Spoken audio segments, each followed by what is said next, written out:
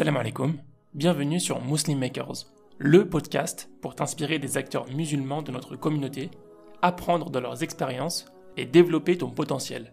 C'est pour ça que moi, je me suis mise à vulgariser un peu le droit du travail, parce que je me suis rendu compte que les gens ne connaissaient pas leurs droits dans le monde du travail, tant côté employeur que côté salarié. Et par exemple, la laïcité, je suis désolée, mais une personne sur deux ne connaît pas la signification de la laïcité. Tu peux suivre les dernières informations du podcast en t'abonnant à la newsletter, au compte Instagram Muslim Makers et en rejoignant le groupe Telegram. Tous les liens sont en description. Bonne écoute.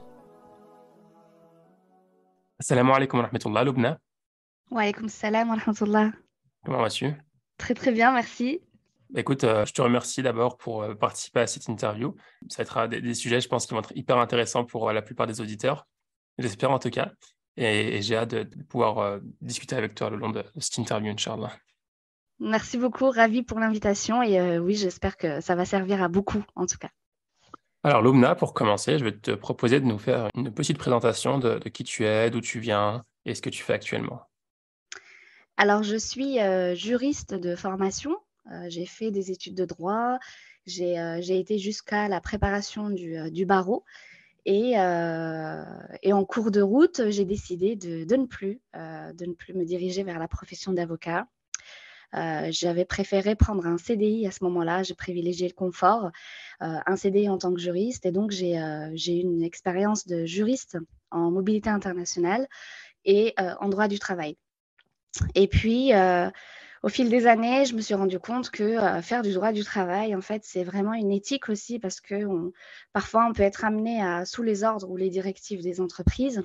Malheureusement, quand on travaille avec des directions, avec des CEO, on peut être amené à malheureusement avoir des décisions qui sont parfois éthiquement incorrectes, en tout cas selon moi, ma perception. Donc, par exemple, si on me demandait de mettre fin à la période d'essai de quelqu'un alors qu'il n'y a absolument aucune raison, j'allais pas me sentir bien. Et donc, à partir de là, un questionnement s'est fait et je me suis mise à mon compte parce que je voulais avoir le choix. Je voulais avoir le choix, en tout cas dans ma pratique, je voulais avoir le choix de choisir mes clients, c'est-à-dire vraiment travailler avec des entreprises qui sont éthiques. Alors, je ne pourrais pas connaître toutes leurs activités et avoir en tout cas une certitude à 100% que c'est éthique, mais en tout cas, voilà, avoir des entreprises à mes côtés qui ont un impact aussi positif et qui ne font pas n'importe quoi en termes de droits des personnes. Je travaille actuellement donc à mon compte. Je gère pour des entreprises qui font appel à moi leur personnel. C'est-à-dire qu'ils vont avoir une problématique RH ou droit du travail et ils n'ont pas le personnel, en tout cas à ce moment-là, dans leurs effectifs. Et ils font appel à mes services pour que je puisse les aider à gérer leur personnel, à mettre en place des stratégies RH, recrutement, etc. Mais aussi à mettre en place toute une stratégie juridique de conformité et de protection, en tout cas employeurs comme salariés. J'ai aussi des salariés qui font appel à moi parce qu'ils ont besoin d'une prise en main de leur carrière. Et donc aujourd'hui, j'ai une double casquette RH et juriste.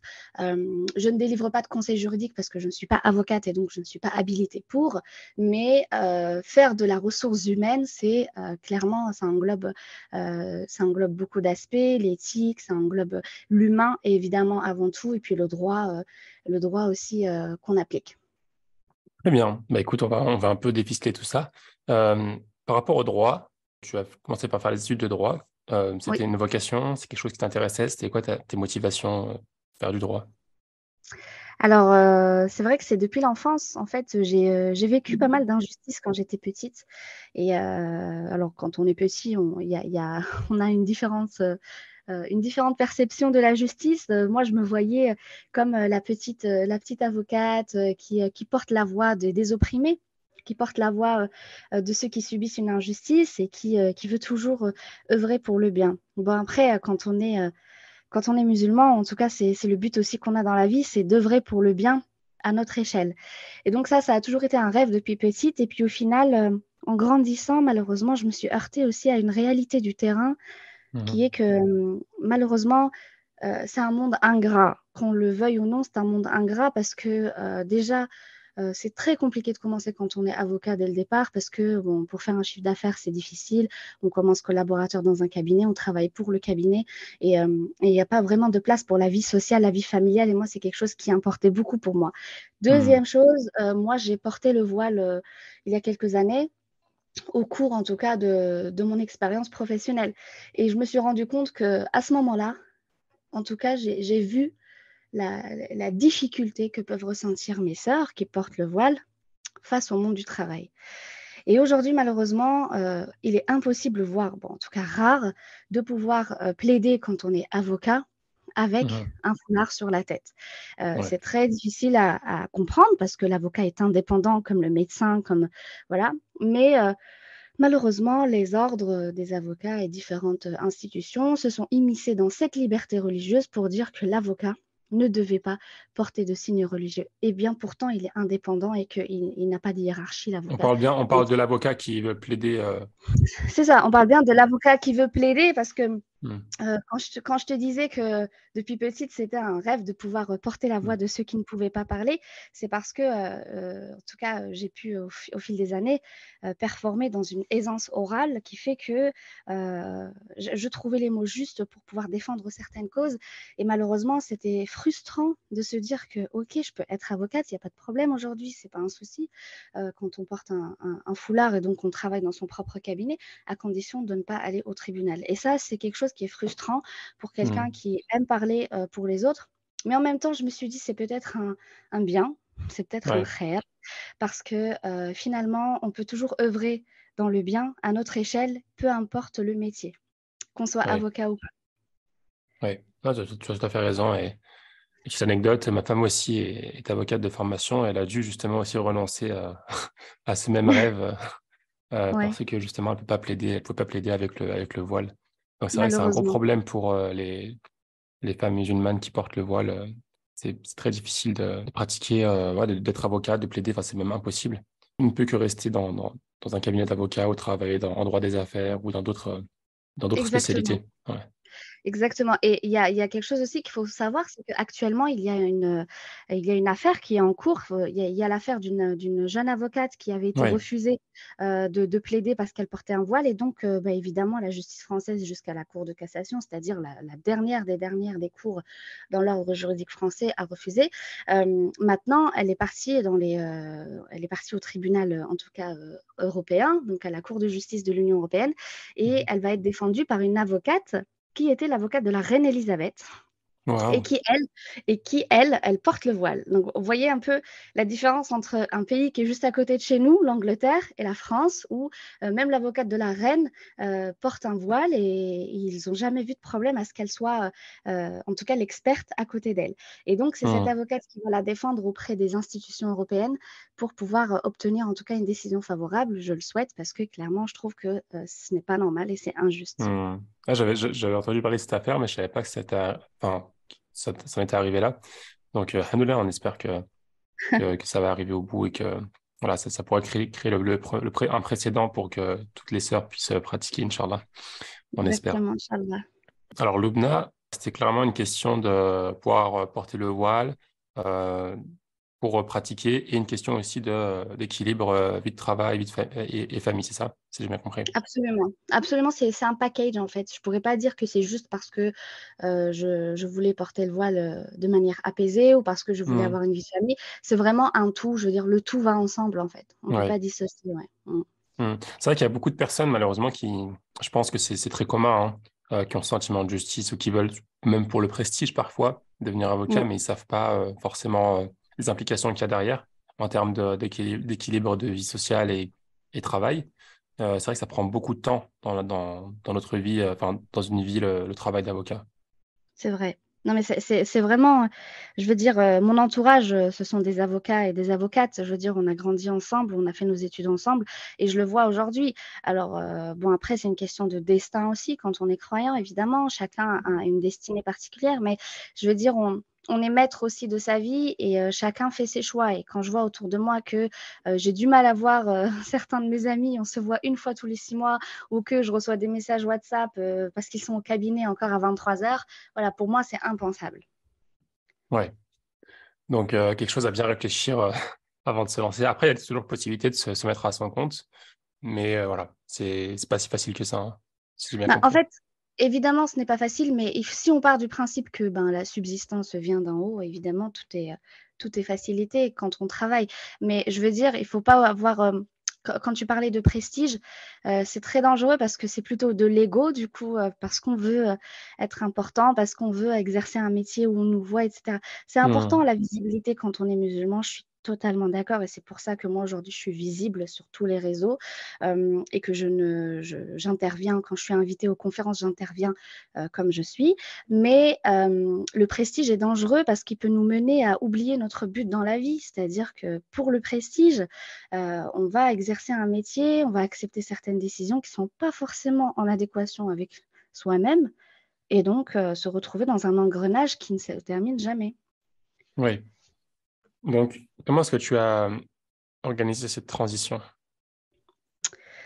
Elle a été difficile parce que, c'était un choix. J'avais, des très, très bonnes notes à la préparation du barreau et il me manquait, voilà, juste à le passer et je pense que c'est le destin parce qu'en fait, à la veille où j'allais passer les examens pour, enfin, rentrer dans l'école et bien, j'avais reçu une proposition de CDI et à ce Mhm. moment-là, je me suis dit: «OK, qu'est-ce que je fais? Est-ce que je choisis encore la précarité?» C'est parce que quand on continue à étudier pour devenir avocat, on est encore précaire, hein. C'est-à-dire qu'on va devenir, élève avocat, stagiaire et parfois on n'est pas très bien payé. Donc Ouais. et puis ou alors est-ce que je m'installe enfin? Voilà, En tant que j'essaye de juriste, hein. Ouais. voilà exactement, je m'installe, enfin en tant que juriste et j'ai, un CDI et donc j'ai choisi, le confort et je ne le regrette pas du tout, le CDI parce qu'en fait, ça m'a permis de vraiment comprendre le monde de l'entreprise de l'intérieur. Quand Mhm. en fait, quand on est avocat, on défend ou on représente ou on conseille. Donc on n'est pas dans l'entreprise. Parfois, on est déconnecté de la réalité de l'entreprise, quand bien même on aurait des clients qui nous racontent ce qui se passe, dans leur boîte. Mais quand on est juriste, on est confronté à toutes les problématiques d'une entreprise. Et je trouve que c'est super intéressant parce que quand on sait ce qui se passe à l'intérieur, on peut mieux conseiller de l'extérieur. Donc, en fait, la transition a été facile sur ce point-là. Mais je dirais que j'ai eu deux transitions parce que je ne portais pas le voile à ce moment-là. Et donc, je n'étais pas identifiée tout de suite comme musulmane quand je postulais. Et à vrai dire, j'ai jamais eu de problème quand je postulais, quand j'étais candidate en recherche d'emploi, j'ai jamais eu de soucis. Je veux dire, je trouvais facilement du travail. J'ai toujours eu, en tout cas, un poste plutôt bien et j'avais pas de soucis. Mais la transition, c'était quand j'ai décidé de porter ce signe religieux et je me suis rendu compte que c'est difficile, ma foi. C'est pas, enfin, je veux dire, c'est un autre monde. C'est-à-dire que Mhm. moi qui avais l'habitude d'être jugée sur mon expertise, je commençais à être jugée sur mon apparence et ça commençait à me Mhm. poser problème. Ça commençait à me poser problème parce que même si j'assumais parfaitement parce que j'allais aux entretiens comme ça, c'est-à-dire que je suis comme ça, vous m'acceptez. Il y a eu des regards choquants, il y a eu des regards voilà, mais j'ai quand même trouvé du travail. Je veux dire, je dirais pas que j'ai galéré au départ. J'ai quand même eu du travail, mais j'ai subi en interne après des agissements qui, je pense sincèrement, ont été, en tout cas, ils m'ont été infligés parce que j'avais ce signe religieux et donc j'ai vécu un harcèlement très difficile, un retour de congé maternité très compliqué et voilà et donc en fait, je me suis rendu compte que quand on est finalement racisé eh bien la transition, elle est très difficile. Mhm. Très, très difficile quand on est racisé. Je dis bien racisé parce qu'en fait, finalement, quand on est un homme et que, voilà, on a un nom à consonance, étrangère ou quand on a une peau, un peu plus foncée que ce qu'il y a dans l'entreprise, malheureusement, dans beaucoup d'entreprises, c'est du bullshit, hein, la diversité, tout ça, hein, diversité, inclusion. C'est, si Mhm. tu m'invites au bal, mais tu m'invites pas à danser avec toi, c'est pas possible, en fait. Donc si tu affiches diversité, inclusion et qu'au final, tu ne m'inclus pas dans l'entreprise, ben, en fait, ça sert à rien. Et donc la transition, pour moi, la plus difficile, c'est celle-ci. C'est-à-dire assumer sa spiritualité dans un monde du travail qui est de plus en plus, rigide et qui malheureusement est influencé par les médias. D'accord.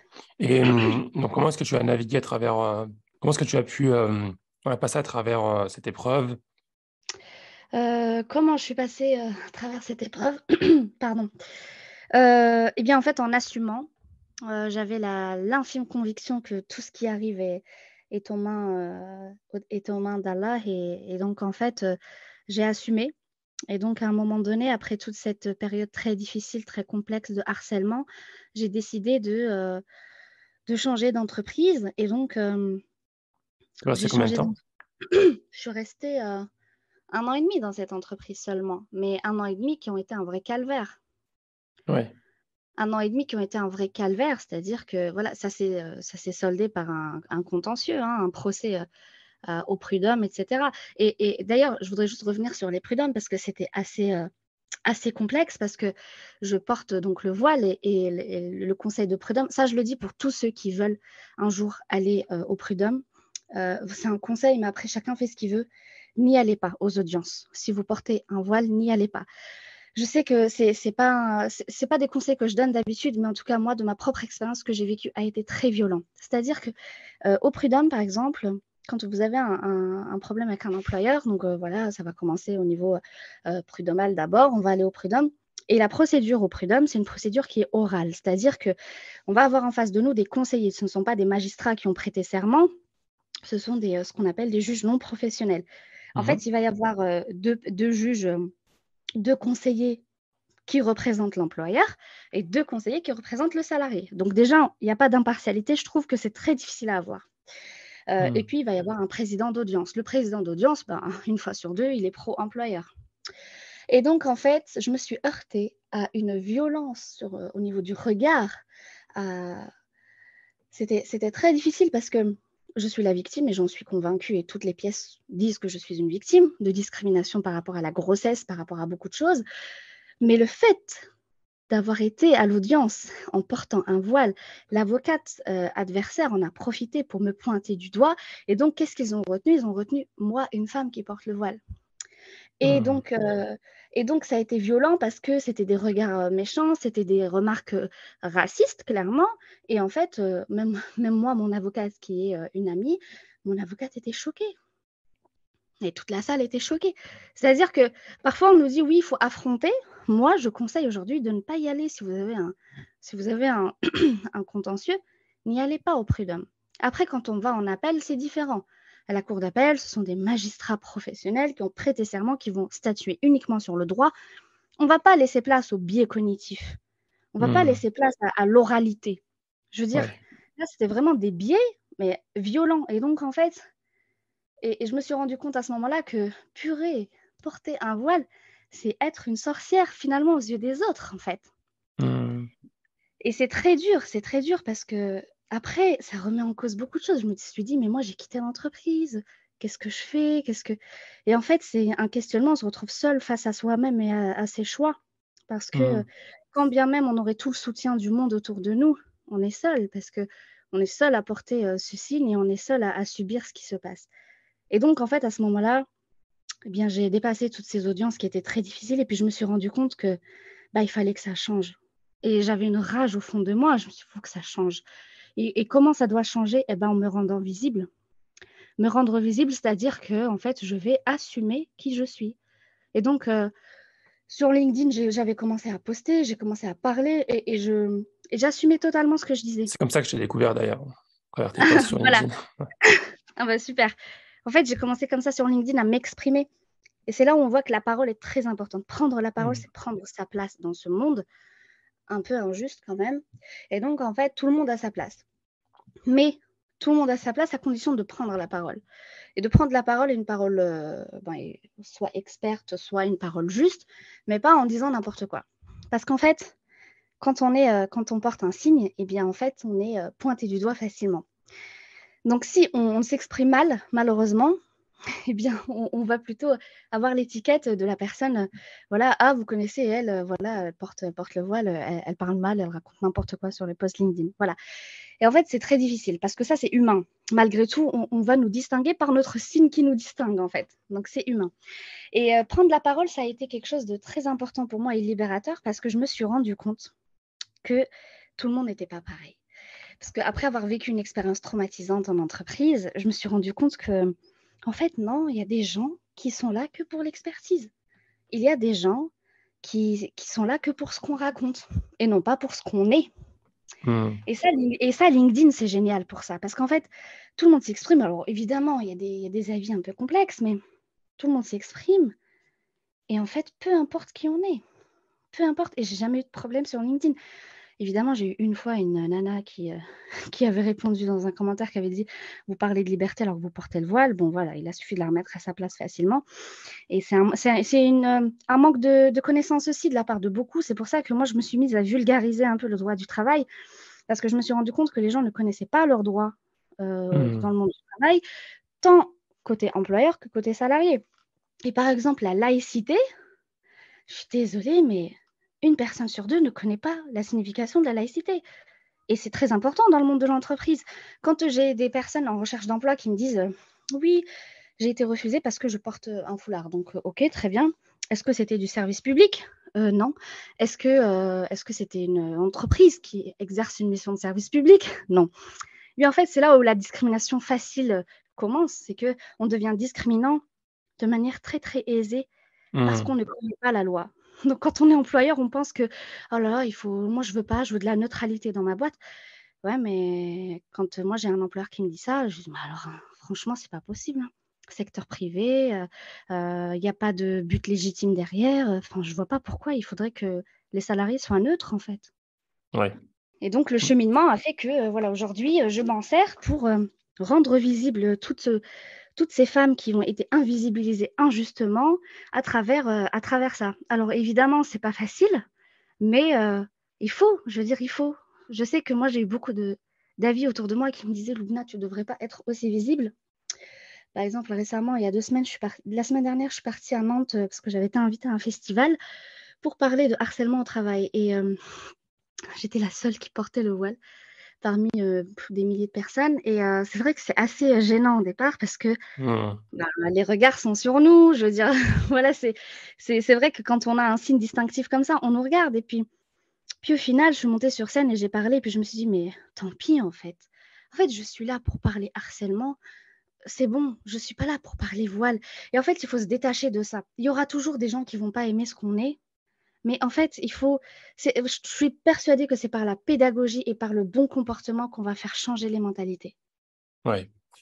Je voulais revenir sur la transition du coup. En fait, Oui. tu es allé au Prud'homme et en parallèle, en fait, tu as arrêté de travailler pour ta boîte et c'est là que tu as commencé à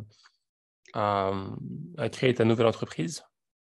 Alors non, parce qu'en fait, j'ai pu, postuler dans une autre entreprise où j'ai été acceptée, facilement. Ah d'accord, OK. Et en fait, c'est là où ça a fait, j'ai eu un déclic. Je me suis rendu compte que tous les employeurs n'étaient pas les mêmes, donc tant mieux. Mmh.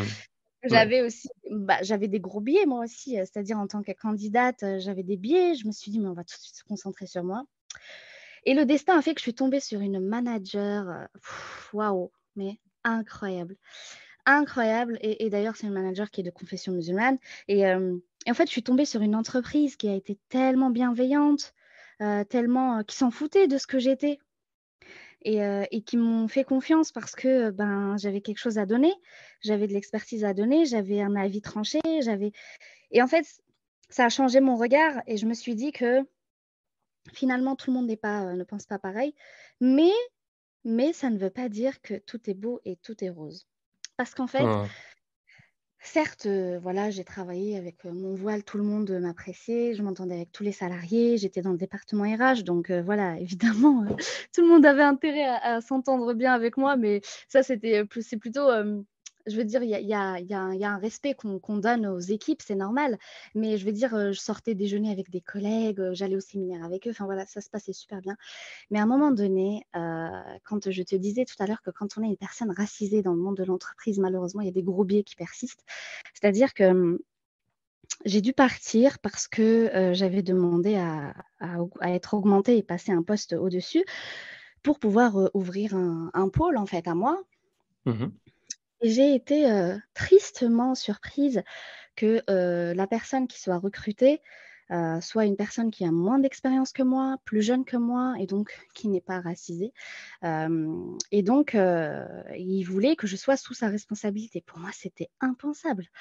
C'était Ouais. vraiment pas une question d'ego parce qu'en fait, si la personne avait une expertise à m'apporter, j'aurais, évidemment accepté. C'est-à-dire que si la personne avait un background, de malade qui allait en tout cas, me faire monter en compétence, j'aurais accepté. Oui. Et donc cette incompréhension-là, je me suis dit: «OK, très bien, on ne voit pas ma valeur tout de suite et ben, je vais aller la saisir ma valeur» et donc à partir de là, je me suis lancée à mon compte.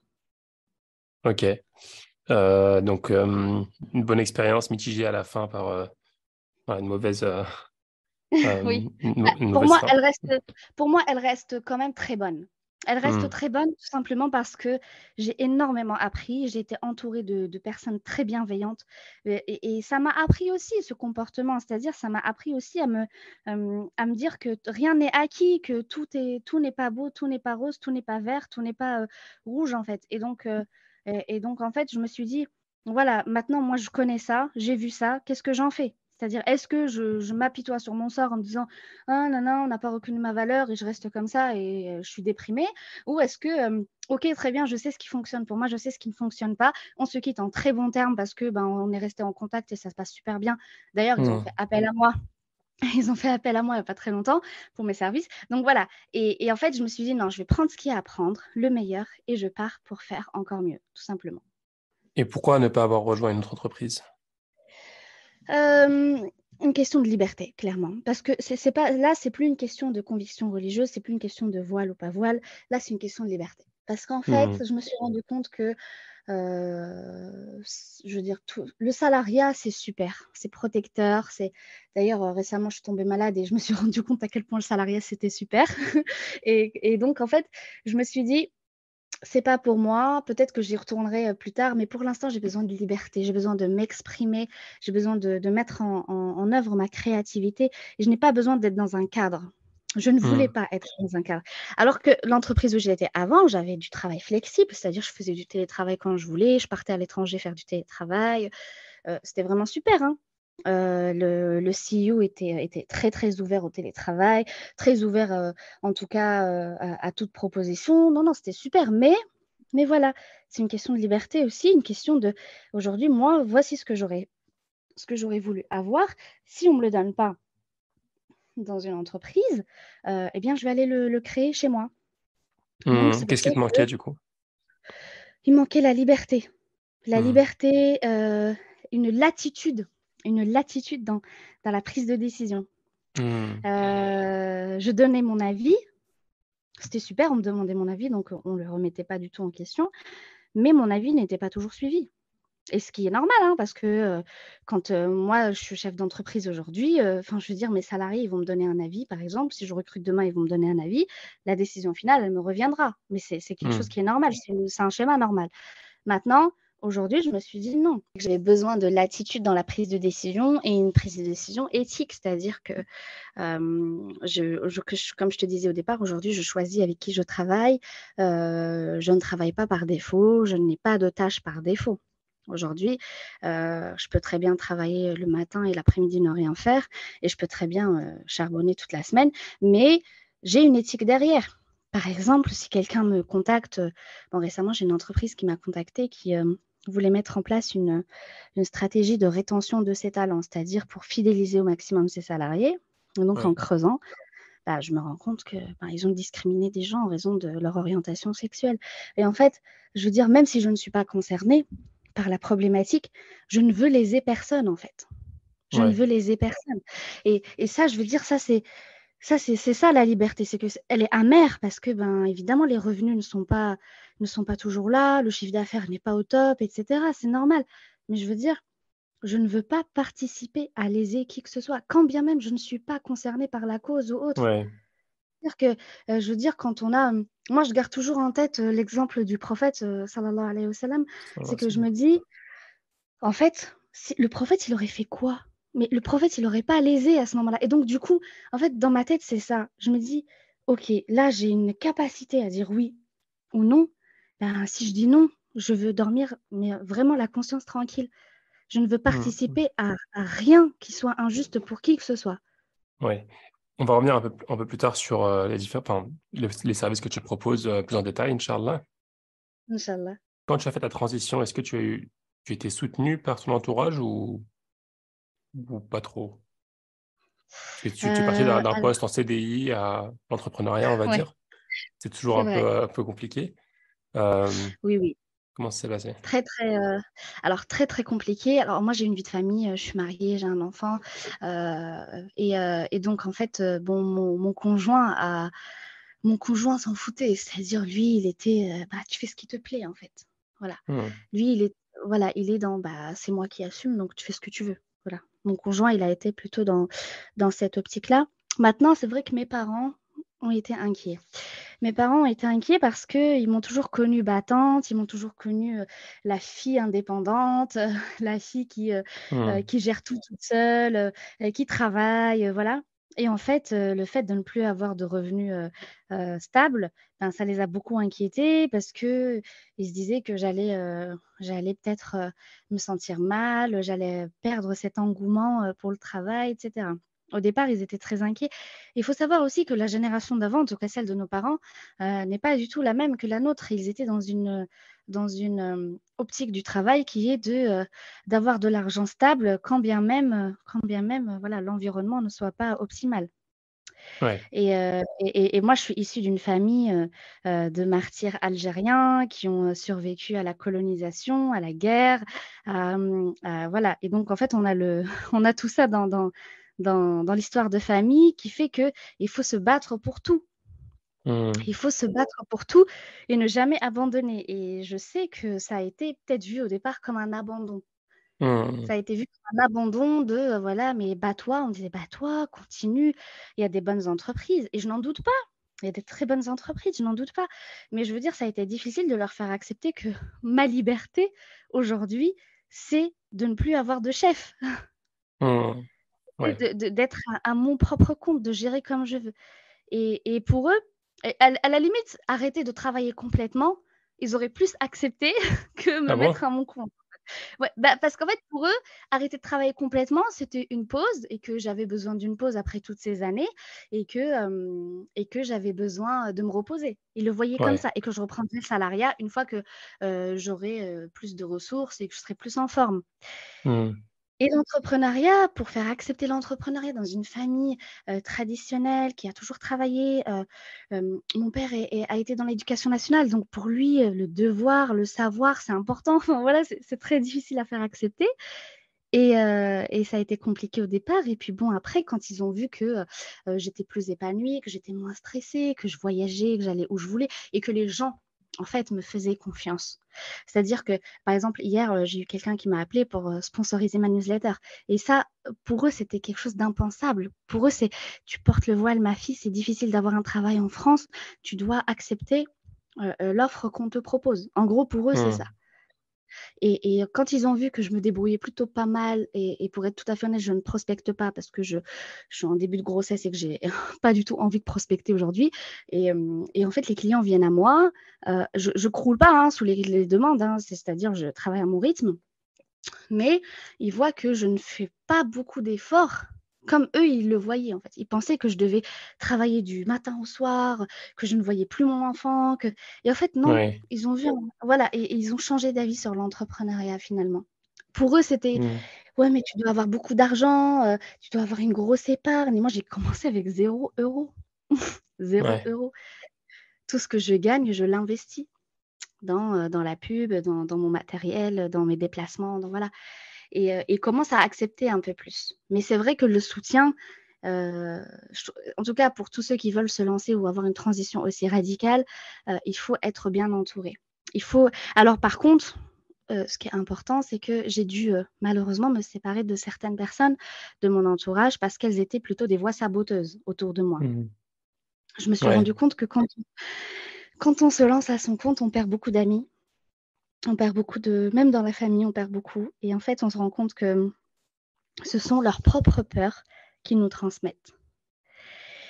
Et quand j'avais parlé au départ, en disant: «Oui, je vais me mettre à mon compte», en fait, j'ai eu des gros no-go de certaines personnes en me Hmm. disant: «Oui, mais il faut que tu crées d'abord quelque chose d'innovant. Oui, mais il faut avoir de l'argent, il faut être entouré, il faut avoir une équipe». J'ai rien de tout ça. J'ai rien de tout ça, je me suis lancée seule. La seule chose Hmm. que j'ai acheté, c'est que j'ai dû racheter un PC parce que je travaillais avec celui de mon entreprise avant, donc j'ai dû me racheter un PC. Mais je veux dire, juste ça. Et en fait, je me suis séparée, c'était douloureux parce que c'était des personnes avec qui j'ai vécu des très bons moments. Et malheureusement, quand on se met à son compte, on perd en amitié, on perd en entourage, mais on gagne en sérénité. C'est vrai que c'est une période, je pense, qui est assez difficile, hein. Et je sais pas, c'est mon intuition qui me dit que c'est encore plus difficile chez les femmes souvent. Oui, oui, oui. Et les femmes dans ton, comment dire, qui ont exactement le même type de profil, tu vois, qui étaient en CDI, qui pouvaient s'assumer en portant le voile, etc. Parce que les arguments qui reviennent assez souvent, c'est pourquoi tu veux quitter, on t'accepte comme tu es avec ton voile, etc. Ça vient en premier, c'est on t'accepte avec ton voile, C'est ça. donc il faut que tu restes, il faut que tu te battes. C'est Et c'est c'est assez ça. injuste par rapport enfin, je trouve, hein, par rapport aux hommes, en fait. C'est comme si on pouvait pas faire ce qu'on Absolument. aimait, pas faire ce qui nous épanouissait. Est-ce que toi, de ton côté, tu l'as ressenti de cette façon-là? Ben, en fait, c'est vrai, je suis tellement d'accord avec toi parce que moi, ce qui me gênait, c'était cette notion d'acceptation. Mmh. En fait, ça me hérissait les poils. C'est-à-dire quand on me disait: «Oui, mais tu es accepté», en fait, ça me gênait. C'est-à-dire je n'ai pas besoin d'être acceptée. Mais en fait, tout le Mmh. monde vit, tout le monde a la même valeur, tout le monde a le droit de vivre. Pourquoi je dois faire un effort de plus pour que je sois acceptée? Et en fait, ça me gênait profondément parce que je me suis dit: «Mais est-ce qu'on demanderait ça à un homme? Mmh. Est-ce qu'on demanderait?» J'ai un très bon ami, qui travaille dans les fusions-acquisitions et avec qui on a souvent des discussions comme ça. Et lui, donc, il se dirige vers la profession d'avocat. Et en fait, on se rend compte la différence, c'est que, en fait, je me dis, c'est très, en tout cas, c'est vrai que c'est plus facile quand on est un homme parce qu'il y a pas de signe. Alors, je ne dis pas que c'est un long fleuve tranquille parce qu'il y a de la discrimination, voilà. Mais en fait, je veux dire, il y a toujours cette idée que on doit accepter juste ce qu'on a, se contenter de ce qu'on a et se dire que: «Ouf, là, ça y est, on m'a acceptée comme je suis, alors il faut surtout pas que je bouge parce que je risque de perdre cette acceptation», en fait. Ouais.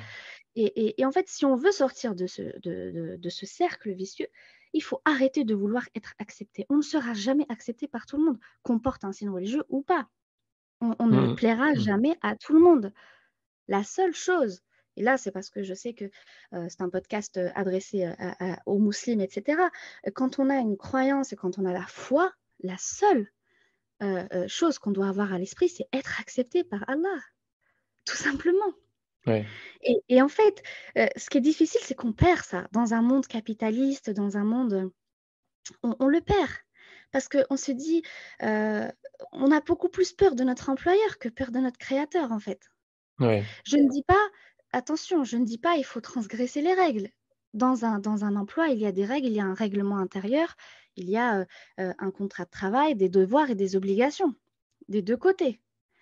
Et en fait, mais avoir ce sentiment de peur qui est beaucoup plus, amplifié côté employeur que côté créateur, moi ça me gêne. Mmh. Et je dirais même, c'est Et même pas que le côté employeur, parce qu'il y a aussi le côté, entourage, qu'on a peur de ah oui, oui, décevoir, et bah, cetera. évidemment, Mmh. Mmh. évidemment. Évidemment, côté, entourage, côté famille, côté, amis, côté voilà. Et en fait, c'est moi je l'ai ressenti, je dis pas que j'ai pas échappé, hein, ce sentiment, hein. Je l'ai vu, j'ai déjà eu plus de crainte, en tout cas, de regard des autres et voilà Mmh. et je le regrette, mais on est tous dans un cheminement de perfection aussi, on se perfectionne, tout est perfectible. On n'est pas, parfait, mais en fait, quand on sort de ça et c'est là qu'on se dit: «Waouh, en fait, c'est vrai que j'accorde trop d'importance au regard de l'autre». Mmh.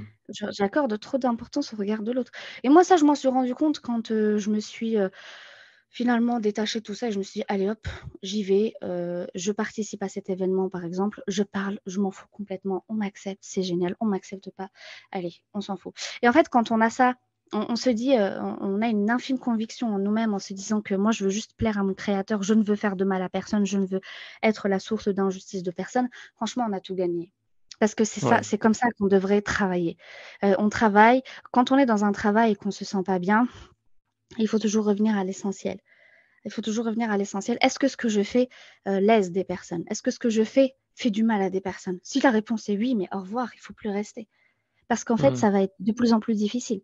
Je dis pas que c'est facile, hein, parce que quand on est par exemple, papa solo ou maman solo et que, on a des obligations familiales derrière et que, ben, évidemment, on n'a pas le choix. La vie n'est pas toujours, toute rose. Donc on compose avec, nos contraintes, mais je veux dire tant que dans le travail, on n'est pas source d'injustice, on a tout gagné. Ouais. Ouais, c'est pour ça d'ailleurs j'ai un regard assez mitigé, tu sais, sur tous ces groupes, heu, travail qui acceptent le voile et cetera. Mhm. Je trouve ça triste quand même, je trouve ça vraiment triste de filtrer comme ça et de regarder que enfin, on filtre vraiment ses opportunités professionnelles qu'à travers, une liste de personnes qui nous acceptent, qui ne même pas qui nous acceptent, qui tolèrent, juste qui tolèrent, Bah, potentiellement, c'est vrai que rien que le mot tolérer, c'est-à-dire que on on va pas accepter totalement, mais je vais donner un exemple très, très trash, hein. Ça n'a rien à voir. La prostitution en France, elle n'est pas légale, elle est tolérée. À partir du moment où on dit qu'on tolère quelque chose, ça veut dire que c'est comme si c'était un mal ou quelque chose de pas très bénéfique, on le sait, mais on va quand même fermer les yeux dessus. En fait, quand mmh, on dit que tolérer le voile, moi ça me met dans des états pas possibles. mmh, Accepter le voile, ça me met dans des états pas possibles. C'est-à-dire que si les entreprises connaissaient leurs obligations en matière de droit du travail, en matière de laïcité, nous on ne serait pas là en fait. Et je passe ma vie sur LinkedIn à commenter. Et franchement, c'est lassant. Je passe ma vie sur LinkedIn à commenter des posts parce que les gens ne comprennent absolument rien à la laïcité. Oui, c'est normal, on est mmh, dans un pays, c'est pas cette culture-là, alors il faut pas porter le voile. Mais on ne parle pas de culture. Mais des fois, franchement, c'est très difficile de rester humain face mmh, à ces posts parce que on passe sa vie à faire de la pédagogie. On passe sa vie à dire non, la laïcité, c'est pas ça. Non, le droit du travail ne dit pas ça. Et en fait, c'est pour ça que moi aussi, ça me gêne ces groupes qui mentionnent des employeurs qui acceptent le voile. D'un sens, c'est bien. D'un sens, c'est bien parce que je sais que beaucoup de personnes ont du mal à trouver du travail et qu'elles en ont marre d'être rejetées. mmh. J'ai vécu un entretien qui s'est très mal passé et je comprends la détresse de toutes les femmes qui vivent des entretiens de la sorte. Et je me dis, c'est pas possible, c'est pas possible. Et je comprends ces groupes, mais la solution n'est pas que là. Moi, je pense sincèrement que la solution, c'est de se rendre visible, c'est prendre la parole. Parce qu'en fait, moi, j'en avais assez que les gens prennent la parole à ma place. J'en avais assez qu'on me dise, oui, le voile, c'est ça, le voile. Mais laissez-moi parler, c'est moi qui le porte. C'est moi qui le porte, je vais vous expliquer. Et en Mmh. fait, si chaque femme, c'est une question de personnalité aussi, quand on est introverti, c'est un peu plus compliqué. Si chaque femme osait prendre la parole, si elle le veut, hein, rien n'est obligatoire. Si elle a envie de prendre sa place, c'est par la prise de parole. Prendre Mmh. sa place, c'est par la prise de parole. Et ça, j'en suis convaincue aujourd'hui dans un monde comme le nôtre, j'en suis convaincue. Et dans le monde du travail, c'est comme ça. Tu prends la parole, tu montres ton expertise, tu ne parles pas de ton voile. C'est pour ça que moi, quand j'accompagne certaines femmes qui portent le voile dans un programme qui s'appelle la prise en main de sa carrière. Et en fait, on commence toujours une phase par définir sa valeur sur le marché du travail. Et quand je leur demande quels sont les salaires, en tout cas, ou les prétentions salariales que toi tu veux, elle me donne des salaires tellement bas par rapport à son expertise. Et quand je Mmh. demande pourquoi, elle me dit oui, mais c'est parce que c'est déjà si je suis acceptée avec mon voile. Stop, stop. On ne Mmh. parle pas de voile en entretien d'embauche. On y va, on est comme on est.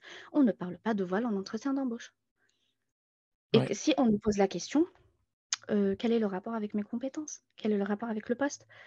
On rappelle le cadre légal de manière diplomate. Et là, le recruteur va se retrouver tout bête parce que, évidemment, ça n'a aucun rapport.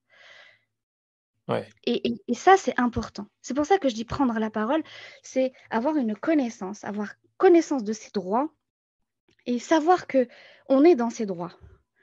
Et arrêter d'être dans un statut de vouloir être accepté à tout prix. Non, on ne sera pas accepté, c'est pas grave. Mais quand on garde à l'esprit que la subsistance vient d'en haut, pourquoi on se casse la tête? On y va, on fait ce qu'on a à faire. Si ça ne marche pas, eh bien, le destin nous mènera ailleurs, en fait. Mmh. Mais en tout cas, on aura donné une bonne leçon à cette entreprise.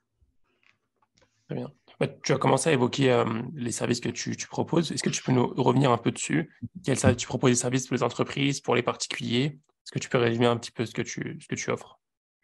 Alors, je fais beaucoup de sur-mesure, c'est-à-dire que j'ai pas une offre dédiée, par exemple, pour chaque cas. Je fais du sur-mesure dans le sens où comme, les ressources humaines, c'est vraiment quelque chose d'humain et du coup, moi, je me base sur le parcours de la personne. Pour les entreprises, par contre, je vais avoir une offre gestion du personnel. Par exemple, si une entreprise n'a pas encore de département RH ou de juriste dans son entreprise, elle va faire appel à mes services et je vais travailler pour elle 2 jours par semaine, une journée par semaine pendant 6 mois, un an, un peu moins. Et en fait, c'est pour gérer son personnel, pour mettre en place un département RH ou pour mettre en place une stratégie voilà, de gestion de son personnel. Qui dit gestion du personnel dit contrat de travail, dit tout ce qui est recrutement, fidélisation des talents, mise en place d'accords d'entreprise. Voilà, c'est des choses, vraiment une structuration de l'entreprise. Et ça sert beaucoup aux entrepreneurs qui se lancent et qui ne savent pas par où commencer. Et donc, ils sont accompagnés. Et sinon, il va y avoir des plus grosses entreprises qui vont faire appel à moi parce qu'elles n'ont pas les moyens pour s'offrir un juriste ou parce qu'elles me contactent sur une thématique particulière. Par Mhm. exemple, justement, tout ce qui est politique, diversité, inclusion en entreprise. Mhm. Tout ce qui est, j'anime aussi des ateliers en entreprise sur l'aspect légal de la diversité, sur le recrutement, le cadre légal du recrutement. Voilà. Je peux intervenir de manière ponctuelle, c'est-à-dire pour des ateliers et des formations, ou de manière un peu plus continue quand on a besoin de gérer son personnel. Et pour côté en tout cas salarié, candidat, etc., c'est plus des programmes d'accompagnement, de gestion de sa carrière. On va avoir des séances d'information, c'est-à-dire qu'on va me contacter parce que la personne ne connaît pas ses droits et donc a besoin d'avoir des informations juridiques sur telle ou telle thématique. Elle en ressort avec une stratégie, avec comment connaître ses droits en entreprise. Il va y avoir aussi des séances de négociation. En ce moment, je fais beaucoup ça. Des personnes qui souhaitent partir de leur entreprise, qui ne savent pas négocier. Et en fait, on Mhm. met en place une stratégie de négociation, des stratégies psychologiques, voilà. Et en fait, c'est un tout. Et le salarié ressort avec des conseils, des astuces pour mieux négocier. Quand je dis Ouais. négocier, c'est pas juste négocier un départ, rupture conventionnelle ou autre, c'est vraiment négocier sa valeur. Je veux dire, malheureusement, on est obligé de négocier dans un monde comme le nôtre. Et donc, ils vont avoir une posture, ils vont avoir des conseils, comment je rédige, comment je parle. Et en fait, c'est plus de... C'est vraiment psychologique parce que beaucoup arrivent dépités, dépités. Et en Ouais. fait, ils ont toutes les clés en main pour négocier. Donc, des négociations de départ qui se font de manière apaisée. Juste un exemple, récemment, j'ai une salariée qui n'en pouvait plus, qui voulait quitter son entreprise et elle ne savait pas comment aborder les sujets. Et en fait, en faisant un accompagnement avec moi, elle a pu partir avec une grosse indemnité parce qu'elle a su employer les bons mots, elle a su avoir une bonne stratégie. Donc, ça me fait une satisfaction personnelle parce que je me dis, j'ai aidé une personne à partir sereinement. Ouais. Après, par exemple, quand il y a un problème particulier juridique, là, je dirige vers un avocat. Parce que si ça ne va pas, il faut prendre un avocat, tout simplement. Voilà. Ouais. Quand on a besoin de conseils juridiques, on va voir un avocat. Et il y a un autre type d'accompagnement, c'est ce dont je te parlais juste avant, c'est la prise en main de sa carrière de manière générale, c'est-à-dire définir sa valeur sur le marché du travail, comment je me place, est-ce que ce métier est fait pour moi, comment j'affirme ma valeur au travail, comment je réussis à dire non au travail, comment je mets des limites au travail. Et en fait, c'est des hacks qu'on doit avoir, comment je connais mes droits et devoirs au travail, etc. Et je me suis rendu compte mais il y avait pas mal de personnes qui ne connaissaient rien de leurs droits et donc Mhm. qui étaient lésées, qui me disent: «Oui, mais on m'a obligée à signer ça». Mais on n'oblige personne à signer, les gars. Stop! Si Mhm. ça ne convient pas, on ne signe pas. Et en fait, c'est des programmes qui sont sur mesure dans le sens où je m'adapte au type de personnalité, je m'adapte à l'objectif. C'est-à-dire la première question que je pose, c'est: «Quel est ton objectif?»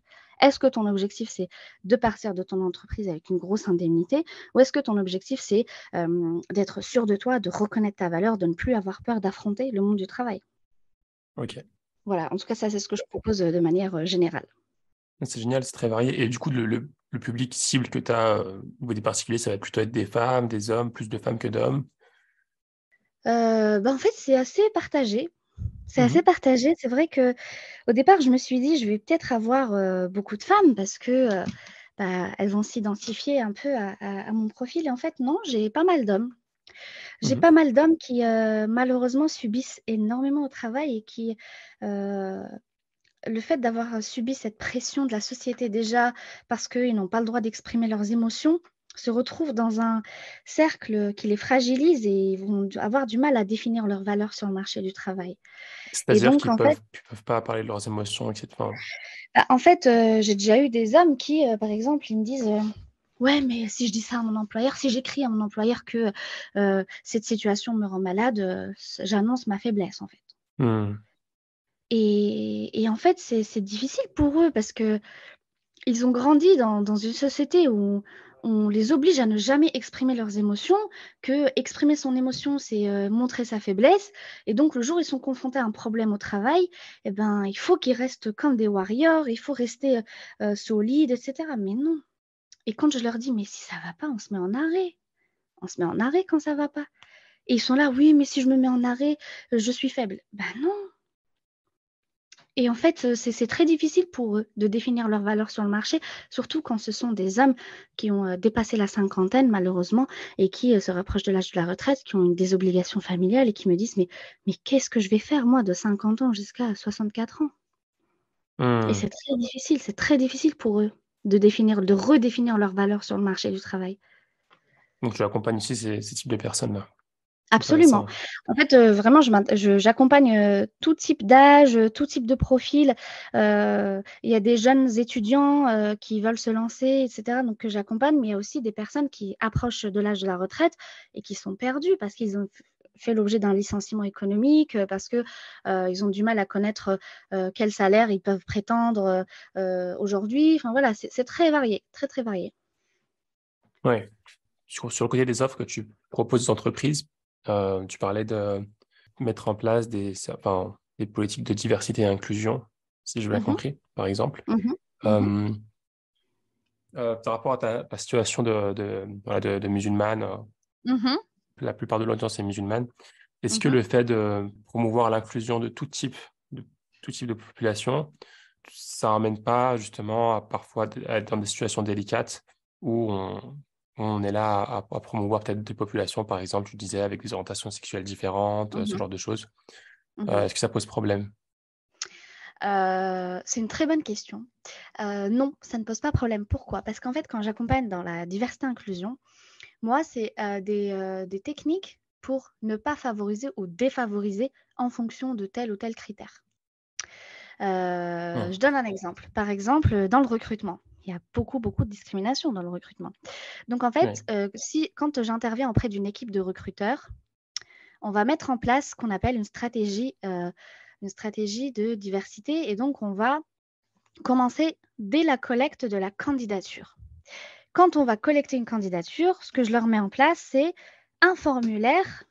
On évacue le CV. On évacue le CV, on ne parle pas de CV. On va mettre en place un formulaire anonyme qui ne mentionne aucunement les informations personnelles.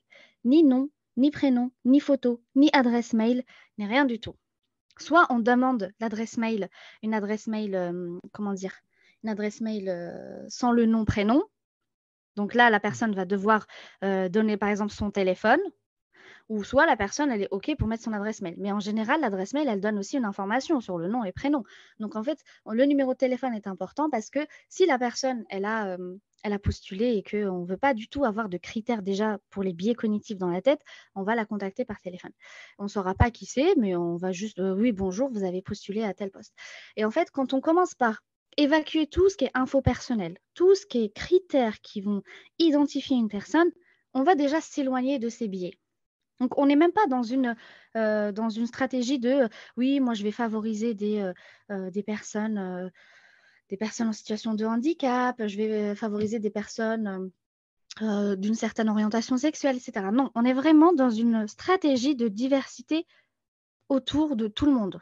hmm, Et effectivement, c'est une bonne question, comme je te disais, parce que promouvoir la diversité et inclusion ne signifie pas promouvoir les causes ou certaines causes, etc. Moi, quand j'interviens, je n'interviens pas pour promouvoir, par exemple, le voile en entreprise, quand bien même je le porte. ouais, J'interviens pour mettre en place un cadre légal. Le cadre légal, c'est quoi? C'est que vous ne devez pas discriminer telle ou telle personne en raison de tel ou tel critère. Et ouais, comment on fait pour ne pas discriminer en raison de tel ou tel critère? On va mettre en place une stratégie anonyme de recrutement. On recrute de cette manière. Et en fait, ça évacue toute ambiguïté. Hmm. Moi, quand j'arrive en atelier, je leur dis tout de suite, aujourd'hui, le but n'est pas de vous faire adhérer à telle ou telle cause. Ce n'est pas le but, en fait. Hmm. Aujourd'hui, le but, c'est que vous êtes confronté à une population de candidats.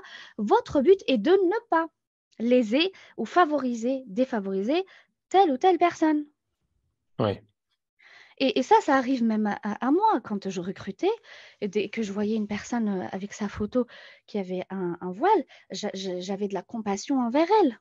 Ça, Hmm. c'est un biais cognitif, Ouais. tout simplement.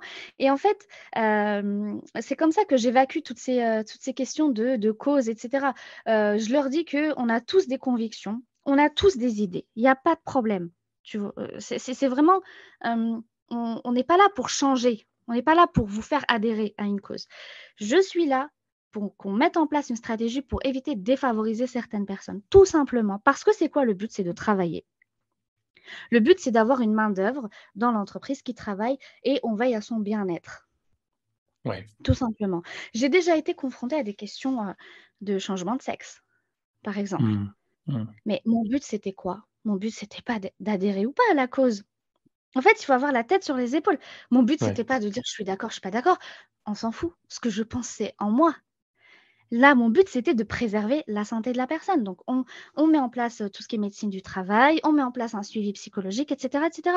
Je veux dire, il faut encore garder à l'esprit ce que je disais au tout début, c'est que le prophète, comment aurait-il agi à ce moment-là? Est-ce qu'il aurait défavorisé une personne?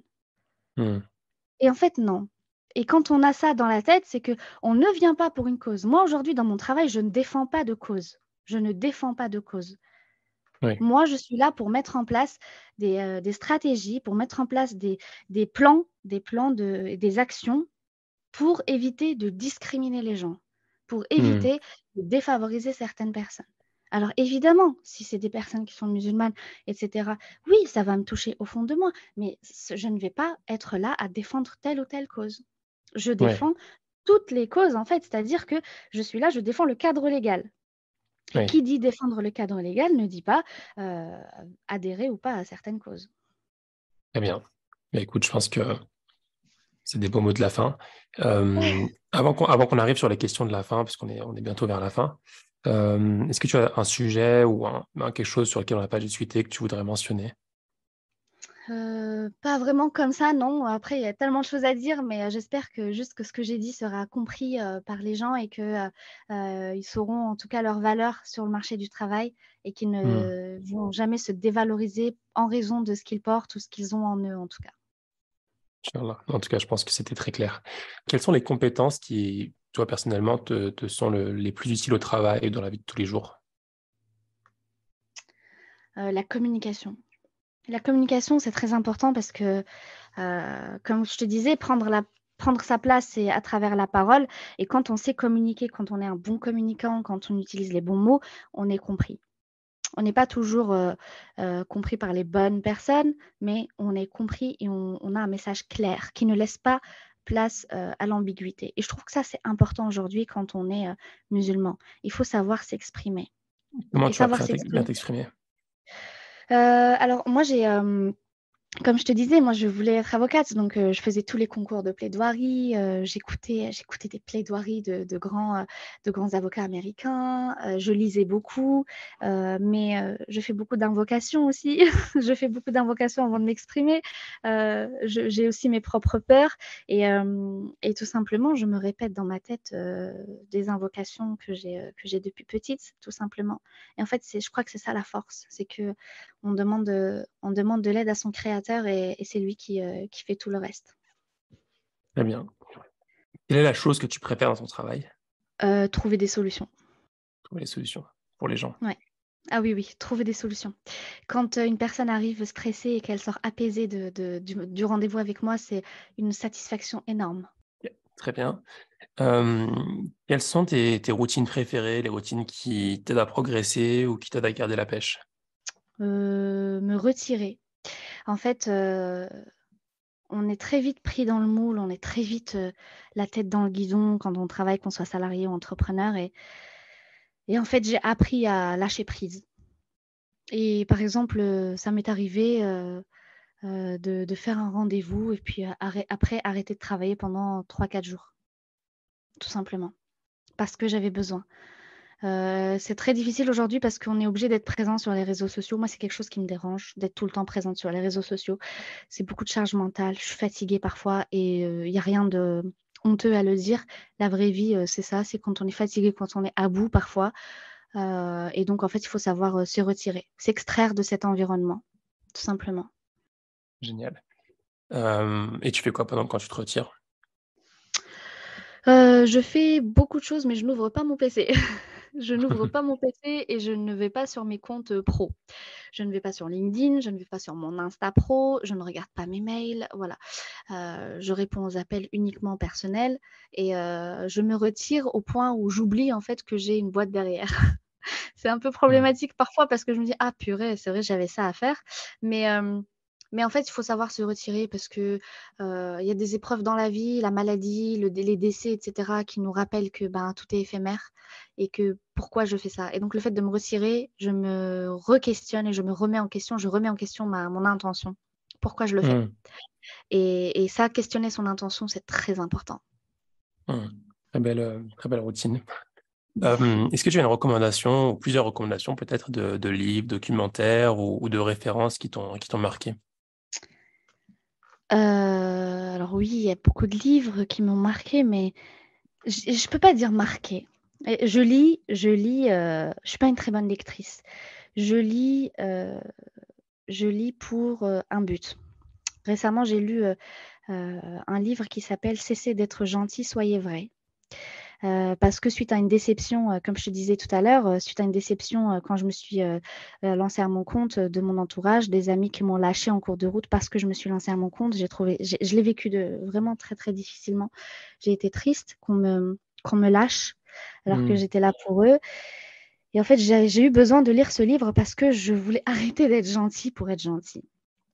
Je Mmh. voulais être vraie et en fait, j'ai lu, j'ai pris ce qu'il y avait à prendre. Je n'étais pas d'accord avec tout, mais j'ai pris ce qu'il y avait à prendre, ça m'a aidé, des petites routines dans la vie de tous les jours comme ça, savoir reformuler les choses. C'est de la communication non violente, en fait. C'est-à-dire que, Ouais. on a des conflits dans la vie de tous les jours, mais comment on communique de manière non violente, c'est très important. Je reviens aussi, comme tu me disais, c'était quoi la compétence la plus utile? Pour moi, c'est la communication et je dirais pas que ça m'a marquée. Moi, le seul livre qui me marque, c'est le Coran, clairement. Parce qu'en fait, Mmh. quand je reviens, des fois, je suis triste, on est tous tristes, hein. La vie d'entrepreneur, c'est pas la joie, hein, tout le temps, hein. Des fois, je pleure, des fois, je pète un câble, des fois, voilà et en fait, il suffit de lire, quelques versets et tout va bien. Mmh. Tu as une traduction préférée ou tu es arabophone? Oui, je suis arabophone, donc ça, c'est l'avantage, c'est que je lis le Coran Génial. qu'en arabe et ça, c'est vraiment un avantage et alhamdoulilah que je puisse pouvoir le lire en arabe. Maintenant, les traductions aussi sont très bien. Et il faut juste méditer, en fait. Mmh, mmh, mmh. Mmh. Il y a quelque chose il y a un verset que je me répète tout le temps, c'est: «La yukallifullahu nafsan illa wus'aha». C'est que, Allah ne fait subir aucune charge, supérieure à notre capacité et en fait, même quand on le traduit, enfin, je veux dire, la signification est là, c'est énorme. Donc Mmh. faut juste se rappeler que tout ce qui arrive, on a la capacité de le surmonter et grâce à Allah, on y arrive, tout simplement. Très belle parole. Et enfin, dernière question, Loubna, si un auditeur ou une auditrice, souhaite te contacter ou te suivre, est-ce que c'est Mmh. possible de te contacter, enfin de te suivre sur LinkedIn? Tu l'as évoqué, mais peut-être que voilà, tu peux décrire, Bien sûr, bien sûr. détailler. Alors, sur LinkedIn, je suis présente, donc mon nom c'est Tigrousine, Loubna, donc ça se trouve Mmh. facilement parce qu'il y en a pas d'autres, Je sur mettrai dans les liens de toute façon, ouais. voilà, très bien. Je te laisse le soin de mettre dans le lien. Vous pouvez aussi me suivre sur Instagram, et me contacter soit via Instagram, je laisserai mon email, professionnel aussi. Mais voilà, je suis très réactive, je réponds, mais par contre, voilà, il faut avoir à l'idée que je ne réponds pas de manière détaillée, par message. En général, ça fait l'objet d'une séance avec moi pour donner le meilleur des conseils. Super. Bah, écoute Loubna, on arrive à la fin. C'était une discussion super intéressante. Je suis sûr que ça va en aider plus d'un. C'est un sujet, enfin, on a évoqué plusieurs sujets d'ailleurs. La reconversion, le sujet du droit du travail, qui j'en suis sûr, vont intéresser plus d'un. Et voilà, je voulais te dire que je te remerciais pour, ta présence et pour, ton partage d'expérience. On est rentré dans ton intimité un petit peu et c'est pas facile, je sais. Merci beaucoup à toi. J'ai été ravie en tout cas d'être invitée à ce podcast et j'espère que je voudrais juste dire que mes paroles, elles sont valables pour moi et il faut juste que les auditeurs et les auditrices prennent ce qui leur convient. On prend ce qu'il y a à prendre et on laisse ce qu'il y a à laisser. On peut parfois ne pas être d'accord et en fait, la richesse, elle est là. Mais tant que vous avez en vous une intention qui est bonne et pure, franchement, personne ne peut arrêter, en tout cas, une machine qui a déjà commencé à travailler. Donc voilà, je sais que c'est difficile, mais tout le monde est capable d'y arriver, que tout n'est pas tout beau, tout rose, mais tout le monde peut le faire. Et puis, il faut se rappeler qu'on a toujours la capacité de faire. Merci Lubna, je te souhaite une très belle journée et je te dis Merci à très beaucoup. vite, Inch'Allah. Salam alaikum. Merci beaucoup. Wa alaykoum salam wa rahmatullah. Merci beaucoup. Si cet épisode t'a plu, je te propose de le partager à 3 personnes de ton entourage, à noter le podcast 5 étoiles sur Apple Podcast et à invoquer Dieu pour qu'Allah mette la baraka dans cette initiative. À bientôt, Inch'Allah. Salam alaikum.